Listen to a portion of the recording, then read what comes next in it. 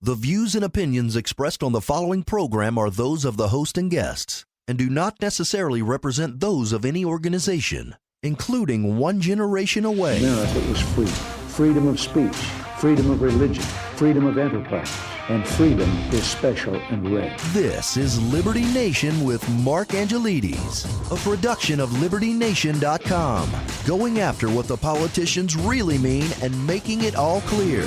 For your freedom and your liberty. Liberty Nation with Mark Angelides.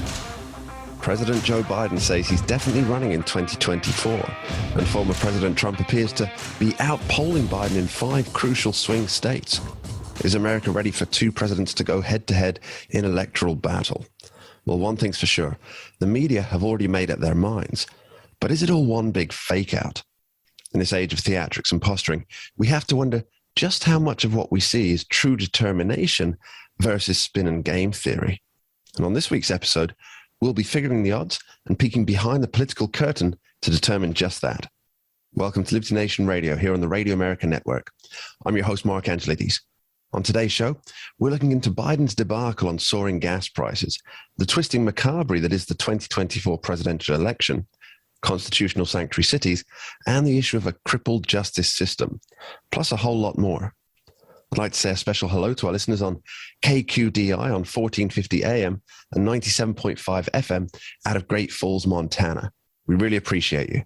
Remember, this show is proudly sponsored by LibertyNation.com, where you can access podcasts, breaking news, analysis, and a range of biting and brilliant shows to whet your appetite for freedom and your fondness for the great American Constitution. Is anyone ready to believe that Joe Biden is seriously considering running for office again in 2024? Well, he says he is, and so does Jen Psaki.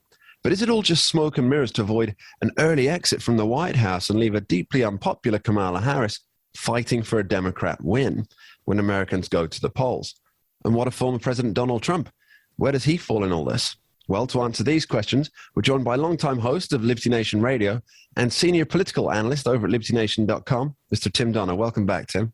Always a pleasure, Mark. So tell me, does anyone really believe that Joe Biden is going to run for office again in 2024? Or is it all just a ploy for continuity in the 2022 midterms? Well, imagine if they said, on the other hand, that he's not running.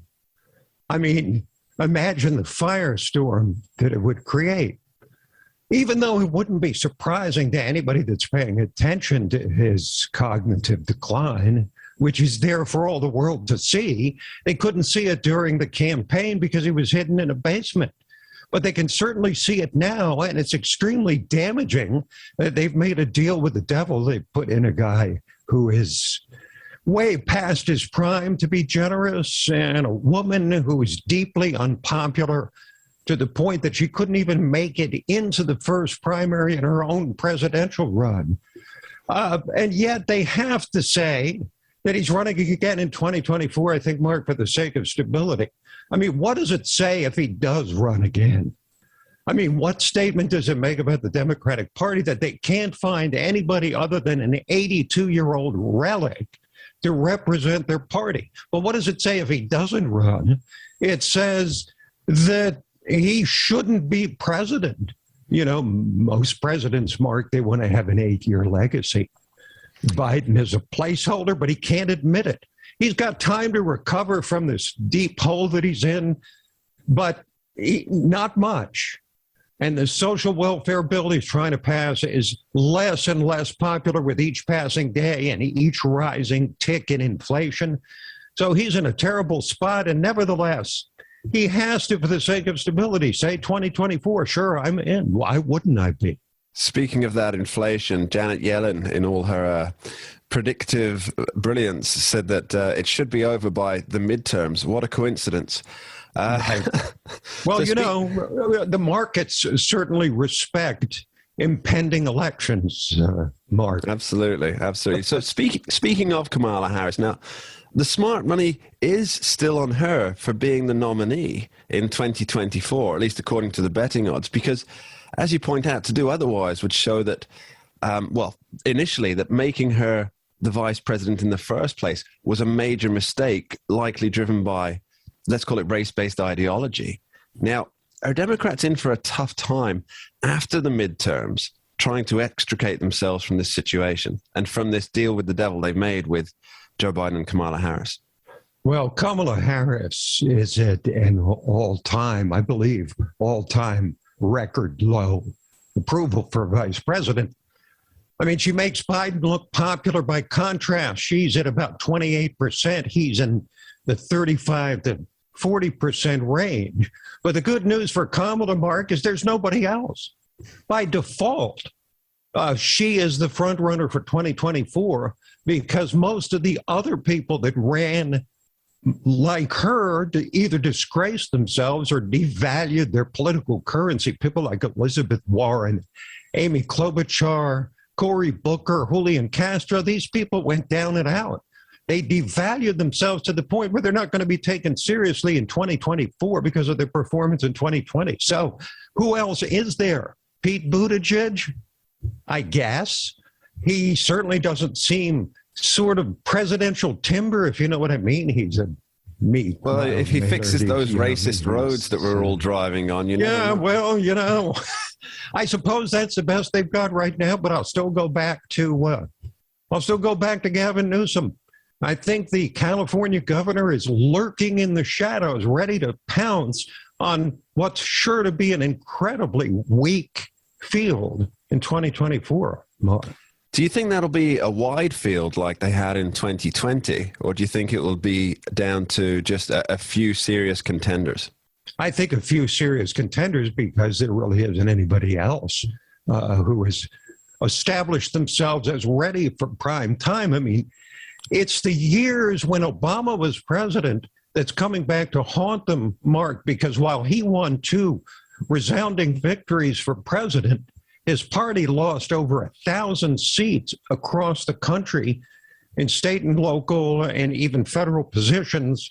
And it weakened their bench to the point where what you're seeing now is that someone like Kamala Harris is seen as a default candidate, even though she's wildly unpopular and proven totally unable to connect with ordinary people. Now, speaking of those who are ready for the primetime slots, well, there's President Trump. And now he's been playing his cards very close to his chest regarding the 2024 gambit. And we're assuming that at some point after 2022, perhaps within a day, depending on how the results come in, that he'll be throwing his hat in the ring. But there's some recent shadow polling in 5 key states. These states went to Biden in 2020. And it suggests that this would be a clean sweep for the Donald. What do you make of that? Well, I think people are at a point where they like what they don't have. They liked Biden because it wasn't Trump. It's hard to say, but I wouldn't characterize that Donald as playing his cards close to the vest, Mark. I think he's been very transparent. I think it's only for the purposes of the many things that happen once you are a declared candidate that he doesn't want happening yet, that he hasn't jumped right back in. And I think, look, if January 6th hadn't happened, I think that Donald Trump would be a clear front runner to win a second term in 2024. But the big unknown is how people really feel about January 6th and how they will feel when they are inevitably bombarded with 24/7, 365 footage of the January 6th insurrection and Capitol riot. How will people react to it? Well, we'll be covering how that turns out. Now, quick fire answer from you, Tim. If Donald Trump runs in 2024 and if, beyond all belief, Joe Biden does as well, current president versus former president, who's going to win? Well, first of all, I don't think there's any chance that Biden's going to run again. But if they go head-to-head again, I'd have to give it to Trump because I think that people are looking at the results of Trump versus the results of Biden, a zero personality against a hyperactive personality. I think Trump wins. But I don't think Biden's running. I'm almost sure he won't. He's going to be 82 years old. Yeah. He's going to be even more feeble than now.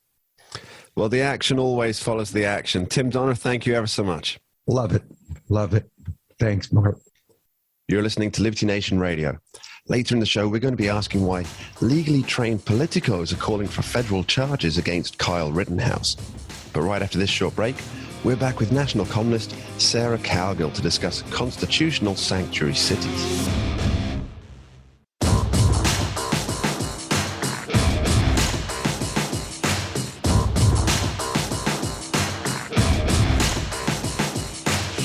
For your freedom and your liberty. Liberty Nation with Mark Angelides. Sanctuary cities, a term that has come to strike fear into the hearts of those who believe in the Constitution and having national borders. We saw them pop up like gophers on the Caddyshack golf course over the last 4 or 5 years. And rather than being challenged, they were warmly welcomed and lauded by the Fourth Estate. But will the activist media have such love and affection for constitutional sanctuary cities and towns that are crafting laws to keep them true to the United States Constitution in the face of federal pressure? Well, no one has been following these events more closely than Liberty Nation's national columnist, Sarah Cowgill. Thanks for being here, Sarah. Always my pleasure, Mark. So tell me, Sarah, what's the deal with constitutional sanctuary cities? Well, I think there's only one right now. Oroville, California. It's a small town, about 15,000 people. And they just decided to draw a line in the sand. They are tired of the federal government telling them what they have to do and who they have to fire. And if you don't get a vaccination, you can't do this. And if you don't do that, you can't do this. They're basically making a giant statement. I mean, for a small town, a giant statement about the need to keep out of, business, keep out of your business. I mean, we have a constitutional right to do what we want to do. We don't have the government telling us who we can hire or fire. We should not have the government trying to do that. And so they're fighting back. Where it's going to go, I'm not sure yet, but I'm keeping an eye on it. Well, as you say, it's only happening in one place so far. But when we first heard of sanctuary cities for illegal immigrants, for example, it was just 1 or 2 places and then began to spread like wildfire. Do you predict the same for this? Oh, absolutely. It's a great political message. Just like the 2A counties, when they were sanctuary counties for gun owners, we saw a new thing crop up in 2018. The Republicans lost the midterms. There was fear that it was going to be a mandate or just a rubber stamp all the way to the Oval Office on gun laws and stricter gun restrictions on who could own them. If you were accused of something, of a crime, and nobody knows if you committed it and you're still under, some kind of a trial system, even without being aware that you're under some suspicion in some cases. Exactly. Red flag laws, yeah. There was a very giant knee-jerk reaction for 2A proponents. And what they wanted to do was, say, hey, guns are safe here. Nobody's going to come knock on your door and take your gun. So you saw county sheriffs, duly elected officials, basically saying, we've declared our county a safe space for gun owners. And that popped up everywhere across this country. So here you are with a group that's saying, we don't want to be told what to do by the federal government and how to run our lives, run our businesses, to have our health care told what we were going to do if we're going to get a vaccination. The fun fact about Oroville is they didn't specify what federal mandates they would not follow. So it could be anything that the federal government decides to impose on them. It could be anything they want to say no to. So do you think that we'll see, if, as you predict, these spread across the country, do you think we'll see an exodus of people from other places to these cities? I mean, it's something that we've seen from immigration sanctuary cities, folks fleeing to redder states and or municipalities. I mean, what's your prognosis here? Do you think there will be a movement of people as these things grow? Well, it might keep some Californians in California, but they might just, go through go to a more rural or small town vibe, small community kind of thing. I think you're going to see them pop up in every blue state. I think you will see them pop up in every blue state.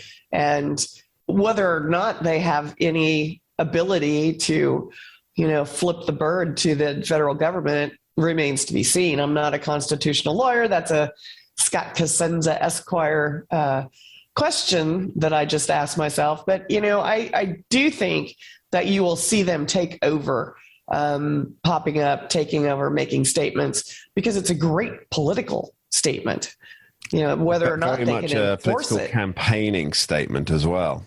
Yeah, absolutely. And I think you'll see that soon enough. It seems to me that while the immigration sanctuary cities, they kind of impact everybody, especially those who live in surrounding areas, because, of course, criminal elements, they can just jump back across county lines for safety. And, of course, someone who commits a serious crime can always just jump states, and they won't have retainers put against them. Whereas constitutional sanctuaries would only impact those people who want to follow the nation's founding documents, and those outside the jurisdictions wouldn't be affected at all. I mean, that's at least the way I see it. But as you just hinted at here, these places will likely face challenges from far and wide nonetheless, these challenges coming from the outside. What do you make of that? Of course, they're going to have some blowback on this, but they're going to downplay it. They're going to say, well, we're the federal government and you guys are little tiny people and we don't, I think you might even see them ignore it for a while until it becomes something that's widely in the media. So, they know what's going on and they don't like what's going on, but they can't really do much about it. They look like the big bullies that they are. I mean, the federal government is always the biggest dog on the block. It's a statement, and it may be a statement that can't be ignored. Look at the social media following of Free Britney Spears from her conservatorship. Millions of people got involved in that. So if this catches fire, then it's going to be a big problem for the federal government, because you will see people popping up and doing their own thing and thumbing their nose at the Joe Biden administration. It's not a good side of the argument to be on for the Biden administration, cracking down on areas that are declaring themselves constitutionally minded. It's just not a good look, whatever the legality of it. Now, final question for you, Sarah. Okay. When cities and townships, they feel the need to make laws that protect them from the federal government and the federal government impinging on their constitutional rights, doesn't that tell us that something is wrong with the system overall?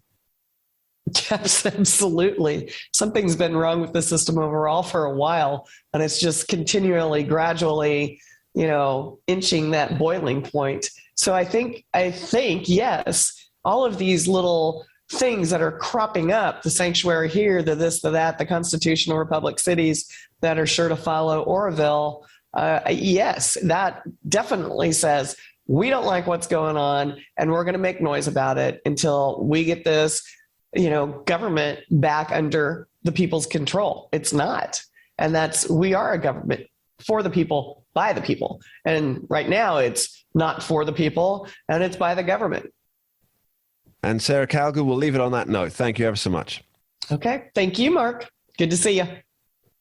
You're listening to Liberty Nation Radio, heard across the Radio America network from our flagship station in the nation's capital, WWRC in Washington, D.C. Remember, you can tune in for Liberty Nation from 2 to 3 p.m. Sunday on KBKW 103.5 FM, 1450 AM, the talk of Grays Harbor. Coming up soon on the show, we'll be talking Liberty to figure out what went wrong with cash bail arrangements in Waukesha, Wisconsin. But next up, we're questioning Andrew Moran on the seemingly ludicrous decision to release oil from strategic reserves. Don't touch that dial.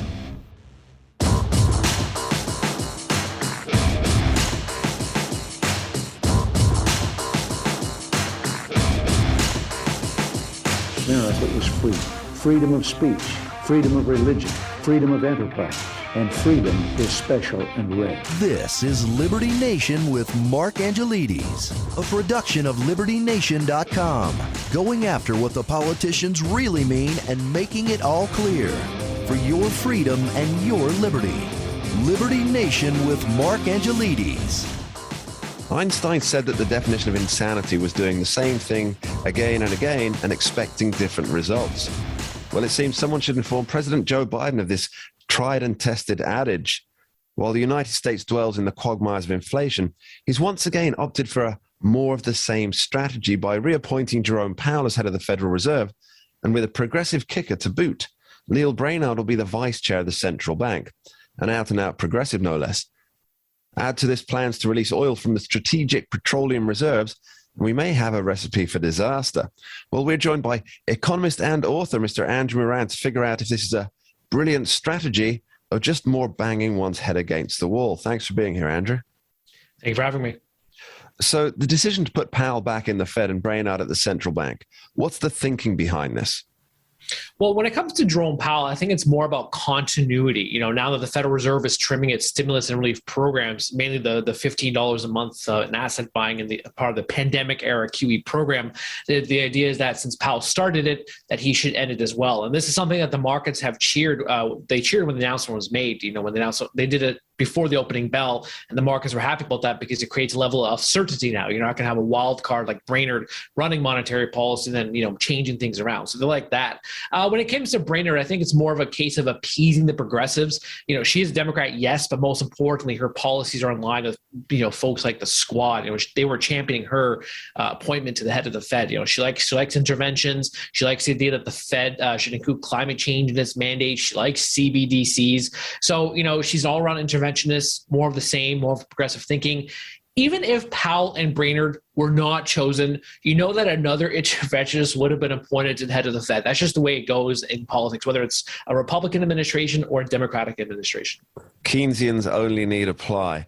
So is this a future setup to get Brainard into the higher spot where she'll continue to, for example, echo the policies that inflation is good but also transitory?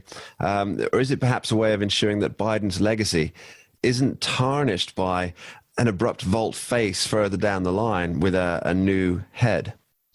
Well, I'll go into that in a moment, but you're correct about the transitory line. She has a poor track record too. She also uttered the whole inflation's transitory, inflation's not going to be here, all that nonsense. So she has just as bad of a record as Jerome Powell in this. Now, when it comes to the long-term prospects of Brainard, you're absolutely correct. This is more of a long-term move for Biden. Biden's essentially setting her up for that role in the future. Should the Democrats retain the White House in 2024 or the next go around, wherever the Democrats, take charge of the executive branch again. There was a lot of talk before the announcement was made that he would promote her to the most powerful position in the world. All the markets were betting either between Powell and Brainard. But I guess the agreement was that it's not her time, but she will have quite the influence at the central bank as Powell's right-hand woman. But unfortunately, she's going to be another Yellen incarnate. She's going to, and that's never a good thing, of course. She's going to have this. She's had all these years of experience in the Fed. She's going to one day run the Fed, then perhaps she'll be head of the Treasury Department. So she's a second coming of Janet Yellen. Okay, so let's talk about oil for a moment. Oil is the big story for the week economically. With news that President Biden, he plans to release oil from the strategic reserves. Now, is this like former UK Prime Minister Gordon Brown selling off the nation's gold reserves at an all-time low and then claiming it as a masterstroke of financial management? Yeah, that has to be one of the greatest boondoggles in modern UK history. Not only was the timing of the sales horrific, the reasoning behind the decision was just as idiotic. He was claiming that it was about diversification. He liked the volatility in gold markets. What the hell? Gold is a 5,000-year-old metal. Why the heck would you not want that in your portfolio as part of diversification? What was Brown thinking? So you tell me. So the Biden administration, they finally announced that they're releasing the 50 million barrels from the strategic reserves. He's pushing China, or China has done the same thing, but now he wants more coordination. Japan, South Korea, India, they're all working on plans doing this. But I would note that this 50 million figure that the administration announced on November 23rd, that already includes 18 million barrels that were already authorized for auction. So this is more like a 32 million barrel fresh announcement. This is going to be a short-term fix for a structural problem. It's not going to make progressives happy because on one hand, he's only tapping into these reserves, but he also allowed the auction of 80 million acres of drilling on public land and water in the Gulf of Mexico. So that's not going to please progressives. It's still going to make oil more expensive. You saw that in the aftermath of the announcement. Oil prices were rallying. It was remarkable to see the WTI contracts were up, I think, $2, and the natural gas was also up, I think, 5%. So this is not going to achieve much long-term pause for the energy crisis. So the reasoning behind this is to give consumers a break at the petrol pumps, at the gas pumps. Mm-hmm. It doesn't look like that's actually going to work at all. So this is very short-sighted. I mean, they're called strategic reserves for a very, very good reason. Mm-hmm. Why isn't Biden just perhaps letting the pipelines reopen or granting the leases for the pipelines? Well, that's a good question. It's just he's seeped in this ideological green energy, green economy transition. But what I find ironic is that he accused the oil and gas sector of price fixing. That he wants to investigate gasoline stations for not lowering the price of gas. But this is exactly what he's doing. He's price fixing. What the heck is going on in the administration? But yeah, most definitely, this is a short term. This is maybe just maybe provide short term relief, but there are so many problems of this from a basic economic standpoint. This move is going to artificially lower prices, fine. But it's going to increase demand because of the artificially driven decline. It's going to tighten supplies because of this artificially controlled demand. It's going to discourage production and exploration because of these lower prices. So this is just interventionism 101 that only, compounds these problems. Goldman Sachs, they came out with a research note just before the announcement. They're saying that any type of, releasing of the strategic reserves is going to raise prices in the long term. So if he wants to kill the U.S. oil and gas industry, this is the best way to do it. And one more thing too, the U.S. has been energy independent under Trump for a few years, but now with these types of moves and with discouraging investment in domestic oil and gas, this is going to benefit OPEC in the long run. If OPEC just stays quiet in the next meeting, doesn't change anything, they're going to completely benefit from all these pumping of strategic reserves because it's going to add to the market. But once the well is dry, OPEC can just take advantage of the higher prices, and you see that with the higher prices going right now, despite the announcement. So OPEC, they're going to have their ministerial meeting soon, and they can just sit there and say, okay, we're not going to do anything. We're going to benefit from all this.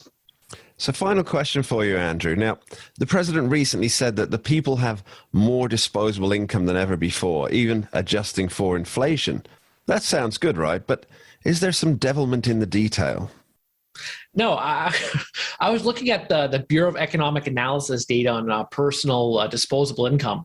It's down from its high in March, and the only reason why it was high in March was because of the whole stimulus checks that were handed out to everybody. But overall, it's trending downward. It's at a 1-year low. Incomes are growing. That he's absolutely correct on that. But the cost of living is skyrocketing. Real wages are down across the board. I think the only industry that has seen real wage growth, which adjusts for inflation and with the higher hourly wages, is the leisure and hospitality industry. That's it. Everyone else is seeing a decline in real wages. Mining, logging, manufacturing, all these sectors are seeing real wages down. So I don't know where he's getting this idea that the personal disposable income is on the rise. So I guess that's just, I think a key component of Bidenomics is just fantasy. Andrew Moran, thanks very much. Keep living the dream.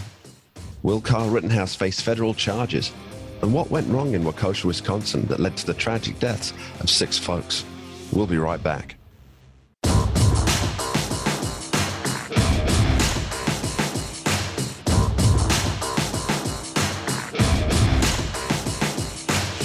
For your freedom and your liberty. Liberty Nation with Mark Angelides. If it seems to you that criminals have more rights than the law-abiding, you're not alone. We see Representative Rashida Tlaib push forward on her pet Breathe Act to release all federal convicts within 10 years and damn the cost. The suspected killer in the Waukesha, Wisconsin SUV attack was out on bail for jumping bail before the deadly events took place, and people are dragged through the courts for exercising their right to self-defense. What to make of it all? Well, someone who has both opinion and credentials in this area is Uprising podcast host and Liberty Nation's legal affairs editor, Mr. Scott Cosenza. Welcome back, Scott. Thank you, Mark. Pleasure to be here. So tell me, Scott, when did criminals get more rights than regular folks, or am I just making a mountain out of a molehill? The accused have rights that stand against the state, whether it's the federal authorities or state authorities. And that, I think, is the appropriate way to think about it. And for those of us who care about liberty, we have to always care about the rights of the accused and that they be honored. So we all respect the rights of the accused as they're enshrined in the Bill of Rights and the Constitution, but it certainly doesn't feel that way nowadays, does it? Well, we don't all respect those rights. I can guarantee you that the reaction, for instance, to the Rittenhouse case, I think shows that to be true, where that Mr. Rittenhouse's rights were protected, for instance, by Judge Schrader, was seen by many on the left who campaigned for, decriminalization and the rights of criminals who are actually convicted, somehow disfavor the rights of the accused when they have sort of negative political consequences regarding that. The obeyance of those rights. Well, let's discuss the Carl Rittenhouse case briefly. Now, he was found not guilty on all charges, and yet we still have politicians in the media saying that he should have been found guilty. We even have Jerry Nadler saying that he should face federal charges. And then they argue that the justice system itself is broken. Now, this is the same justice system that put away Derek Chauvin for the murder of George Floyd. They were happy then. So is this just childish behavior when they don't get their own way? I wish it were just childish behavior. It seems much darker to me than that. He's a very smart man. So he has a law degree from Fordham University, a highly regarded law school. And I just don't believe that he made a mistake about whether or not certain evidence can be, admitted or not, and the value of this case. So either he's just read the headlines from a news that's curated without regard to the facts of the case, which may be possible. I don't want to dismiss that possibility. Worrying, but possible, yeah. Yes, or there's more malfeasance involved because Kyle Rittenhouse, that he was acquitted, given the facts of the case, is no surprise. In fact, it's the only verdict that the facts really demand in the case. It's one of the most clear-cut cases of self-defense shooting that's ever been captured on videotape. So to suggest that case is emblematic of a problematic or miscarriage of justice, like Chairman Nadler of the Judiciary Committee said, is pretty problematic, Mark, in itself. Yeah, there seems to be a heaping up of problems upon problems as far as let's call them what they are, the radical left are concerned, who want social justice rather than actual justice. Now, I want to briefly talk about bail. Now, the alleged killer in the Waukesha tragedy, the running down of a number of people with a red SUV for a Christmas parade. Now, that gentleman who is being accused, he was already out on bail for a number of crimes. One of these includes bail jumping. Now, it seems to me that setting a bail of just $1,000 was a severe tactical mistake. Now, assuming that the tactics here are designed to keep innocent people safe from criminal transgressors, what's your take on this? Before I answer that, let me just say that I want to key in on what you said before you started your question about justice. And it's important to make clear that defendants in the United States of America must get and deserve individual justice. I recall somebody saying, what message does does the jury send to the nation with the Rittenhouse verdict? And like, hopefully none. Hopefully their message was not to send a message, but to judge the facts in front of them and rule on Mr. Rittenhouse's fate based on... But surely collectivism is far more important in today's political climate, Scott. Yes. So to the question of bail is simply used for ensuring appearance at trial. And if people aren't likely to jump bail, they have not failed to appear in the past, or at least in the recent past, then it makes sense to give them bail that is just designed to do that. It's not designed to make sure they stay in jail until their appearances at trial. But Mr. Brooks has broken the cause of his bail beforehand, correct?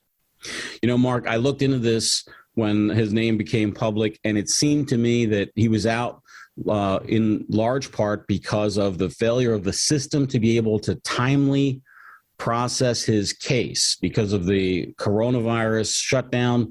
He demanded a speedy jury trial, as is his right under the Constitution, and the state wasn't able to provide it. And so that's what facilitated his release. Now, call me conspiratorial if you will, Scott, but it seems to me that the same justice system that is dealing with the backlog, I believe it's over 1,600 cases in backlog at present, is the same one that is also is headed by the same people who are also calling for an end to incarceration, an end to cash bail overall. So wouldn't it be incumbent on them, if they were trying to dismantle the system from the inside, to almost guarantee that people do not get to have their speedy trials and therefore get out on low-level bail amounts. Possible, Mark, but I don't think there's any evidence to suggest that that's what's happening. Okay, so I want to talk a bit more about the increasing crime that we're seeing across the nation. Now, there's these massive looting sprees and thefts from stores that we're seeing. Criminals not being hunted down and arrested or charged unless they steal goods over $1,000 worth in value. Now, surely this is making of a new career criminal enterprise. For example, hear me out. Work 5 days a week, steal, let's say, $900 worth of goods per day, resell them on the streets for $500 if you can. This is tax-free income, by the way. That's about $130,000 per year, no tax, and still eligible for state and federal benefits. Now, my question is, if you're the type of person who would do this once and then realize that you're not being pursued by the police, that you're not being criminally charged all the time, aren't you going to do this all the time and fast make your way into the top 1%? Well, I think that you need to do a little bit more frequently than that to go to the 1%. That also, it's unlikely that somebody is willing to put in the grind, I think, probably to get that done. They wouldn't have chosen the life of crime to begin with. But also, then they might get into a conspiracy case or RICO case, which actually puts them way above that sort of low threshold for prosecution. But surely that's only if they're Italian, Scott. Haven't acted. So I wouldn't advise it to any client of mine who discussed changing jobs, perhaps to one of daily theft.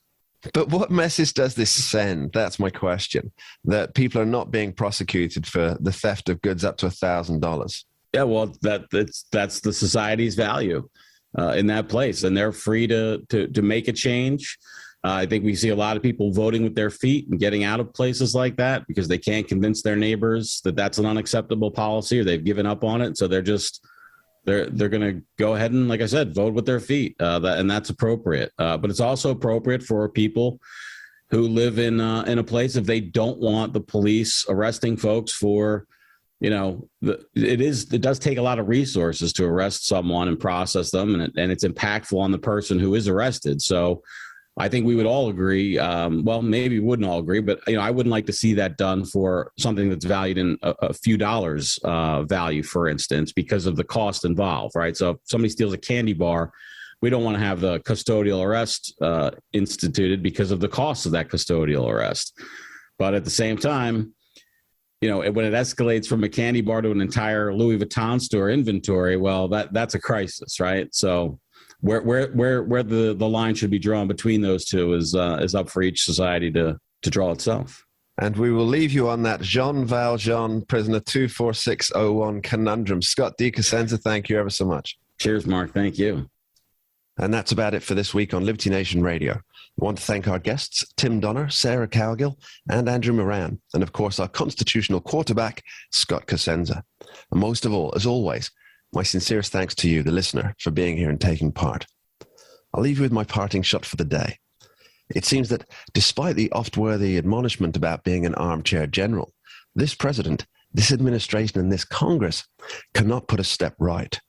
We sit at home and stare on aghast at decisions that appear detrimental to the country, whether that's releasing thousands of career criminals with zero repercussions, using up strategic petroleum reserves, gaming the electoral system, and by extension you, the voters, or even just threatening to upend the judicial system in a fit of whimsy.